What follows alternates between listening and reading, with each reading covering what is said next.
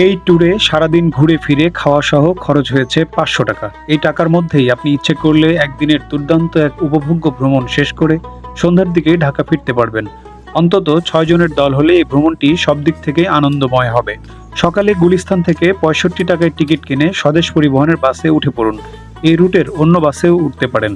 আধা ঘন্টার মধ্যেই মোগরাপাড়া বাস স্ট্যান্ডে চলে আসবেন। সেখান থেকেই বৈদ্যের বাজারের অটো পাবেন। তবে যানজটের ভোগান্তি থেকে বাঁচার জন্য 2-3 মিনিট হেঁটে সামনে গিয়ে অটো ঠিক করুন। 15 মিনিটের মধ্যেই বৈদ্যের বাজার। ভাড়া জনপ্রতি 20 টাকা। বৈদ্যের বাজারের সাথেই মেঘনা নদী। ঘাটে অনেক নৌকা দেখতে পাবেন। পছন্দ করে 2-3 ঘন্টার জন্য একটি নৌকা ভাড়া করুন মায়াদ্বীপে যাওয়ার জন্য। নতুন মানুষদের টাকা বেশি চান, আগে থেকেও নৌকা ঠিক করে রাখতে পারেন। এই ভিডিওর শেষে নৌকাওয়ালার ফোন নাম্বার দিয়ে রাখছি। নৌকা ভাড়া 500 থেকে 600-র মধ্যেই হবে। নৌকার মাঝির সাথে আলোচনা করে আপনার পরিকল্পনা জানিয়ে দিন। মায়াদ্বীপের গ্রাম ঘুরে দেখা, নদীতে গোসল করা এসব। মেঘনা নদীর সৌন্দর্য দেখতে দেখতে 40 মিনিটের মধ্যে পৌঁছে যাবেন মায়াদ্বীপ।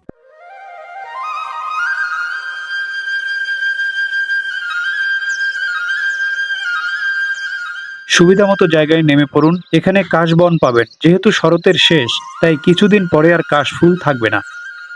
শরৎকে ধরে রাখতে ছবি তুলুন।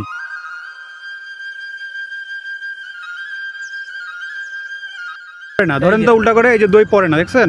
এটাই হচ্ছে দইয়ের ইউএসপি। পরিবারে বানায়, আমি বেশি না। কত করে? 30 টাকা 20 টাকা। গ্রামের জীবনযাত্রা ঘুরে দেখে নদীতে নেমে পড়ুন। সাঁতার কাটার এই সুযোগ হাতছাড়া করা ঠিক হবে না। সাঁতার না জানলে লাইফ জ্যাকেট নিয়ে যাবেন। দুশ্চিন্তার কারণ নেই, নৌকার মধ্যেই পোশাক পরিবর্তন করতে পারবেন।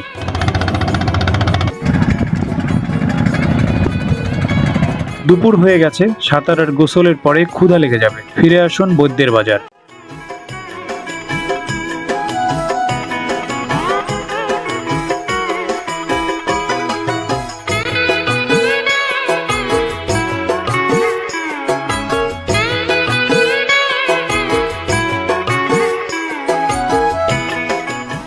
এখানে ঘাটের পাশেই গরম ভাতের রেস্টুরেন্ট পাবেন, সাথে মেঘনা নদীর মাছ। মন চাইলে ইলিশ খেতে পারেন। 200 টাকার মধ্যেই হয়ে যাবে। যারা মাছ পছন্দ করেন, এখানকার বাজার থেকে নানা রকমের মাছ কিনে নিতে পারেন। এরপরের গন্তব্য বাংলাদেশ জন্মের বহু আগে হারিয়ে যাওয়া এক শহর, যার নাম পানাম সিটি। অটো ভাড়া জনপ্রতি 20 টাকা। পানাম সিটির প্রবেশ মূল্যও 20 টাকা। পানাম সিটি নিয়ে নতুন করে কিছু বলার নেই। শত শত বছরের প্রাচীন এই শহরের পুরনো বাড়িগুলো ঘুরে দেখতে দেখতে কখন দিন শেষ হয়ে যাবে বুঝতেই পারবেন না। যারা প্রথমবার পানাম সিটিতে যাবেন, তাদের জন্য এই ভ্রমণ নতুন অভিজ্ঞতা হয়ে থাকবে। কয়েকশো বছর আগে গড়ে ওঠা এই নগর একসময় বাংলার ব্যবসা বাণিজ্যের অর্থনীতির কেন্দ্র ছিল। ঈশা খাঁর আমলে বাংলার রাজধানী ছিল সোনারগাঁও। একসময় নদীপথে এখান থেকেই রপ্তানি হতো বিশ্ববিখ্যাত মসলিন কাপড়। এরপর সময়ের পরিক্রমায় হিন্দু বণিকরা ব্যবসা প্রতিষ্ঠা করেন এই অঞ্চলে। গড়ে তোলেন পরিকল্পিত শহর।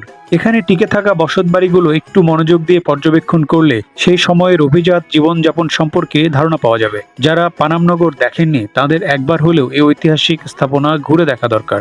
সড়কের দুপাশে 52টি ভবন সংরক্ষণ করেছে প্রত্নতত্ত্ব অধিদপ্তর। প্রতিদিন দেশি বিদেশি অনেক পর্যটক এখানে ঘুরতে আসেন। পাশেই রয়েছে লোকশিল্প জাদুঘর। আবহমান বাংলার লোকজ উপকরণ আর ইতিহাসের সংগ্রহশালা। এই জাদুঘরটিও ঘুরে দেখা দরকার। ততক্ষণে দিন শেষ হয়ে এসেছে।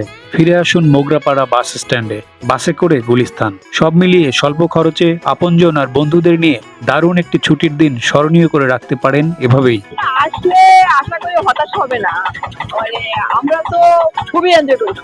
সুন্দর করে ট্যুরটা প্ল্যান করতে পারে। এই প্ল্যানটা আসলে কেউ যদি ভালো করে করতে পারে, তাহলে ট্যুরটা এনজয় করা খুব সহজ। আসেন, আমার যোগাযোগ করেন। ভাইয়ের নাম্বার দিয়ে দিব না, আমি মোটামুটি চেষ্টা করবো ভালো করে ঘুরে দেওয়ার জন্য। আমার নাম্বার হচ্ছে 01812551322 01812551322।